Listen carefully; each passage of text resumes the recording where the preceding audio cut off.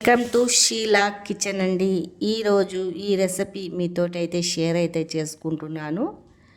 ఇది వచ్చేసి అయితే చాలా హెల్తీగా ఉంటుందండి. ఈ లడ్డూలు డ్రై ఫ్రూట్ తోడు చేసింది, చాలా బాగుంటుంది.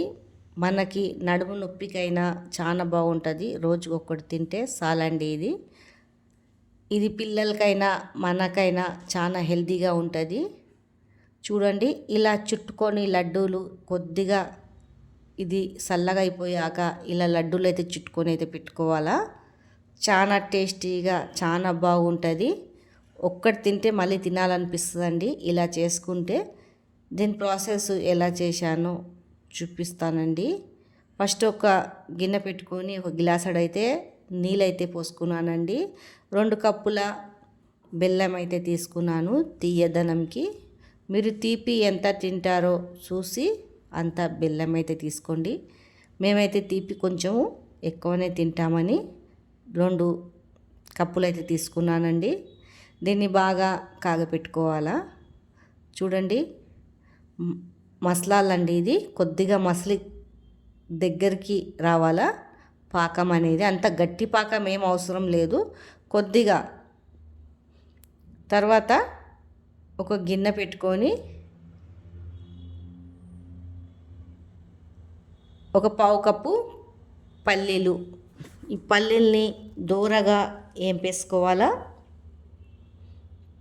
చూడండి, దూరగా ఏంపేసుకొని పక్కకైతే తీసేయాలండి. తర్వాత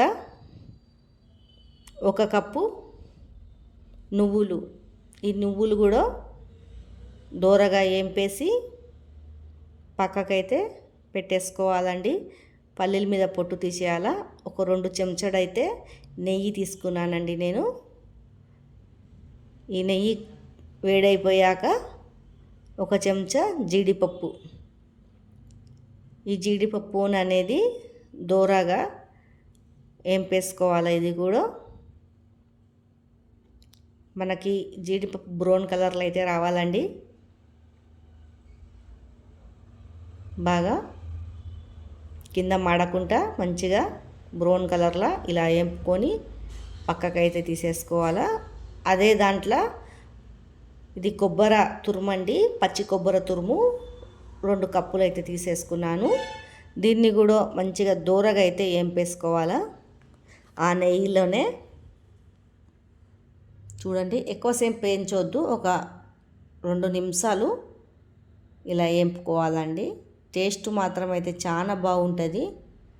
తర్వాత ఇవన్నీ అయితే జీడిపప్పు, పల్లీలు, నువ్వులు అంతా దీంట్లోనే వేసేయాలండి.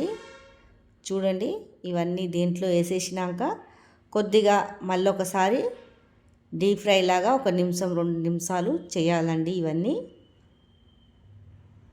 ఇలా వేపేసుకోవాలా.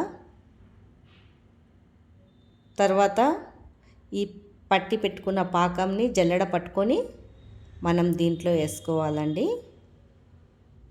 చూడండి, ఇలా వేసుకున్నాక కింద మాడకుండా తిప్పేసుకోవాలా. కొద్దిగా దగ్గరికి వచ్చే వరకు అయితే ఉండనియాలండి.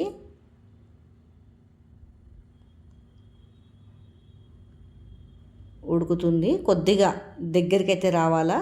చూడండి, తిప్పుతూనే ఉండాలా, ఎందుకంటే మనం వదిలేస్తే కింద మాడిపోతుంది. టేస్ట్ మాత్రం అయితే చాలా బాగుంటుందండి లడ్డూలు, హెల్దీ. ఇలా తిప్పుకొని కొద్దిగా దగ్గరికి వచ్చే వరకు తిప్పుతూనే ఉండాలా. చూడండి, ఇలా దగ్గరికి అయితే వచ్చేసింది. కొద్దిగా మనకు చల్లారనియాలండి. చల్లారినాక లడ్డూలు చుట్టుకోవాలా. ఈ రెసిపీ మీకు నచ్చినట్లయితే కామెంట్ బాక్స్లో కామెంట్ చేయండి.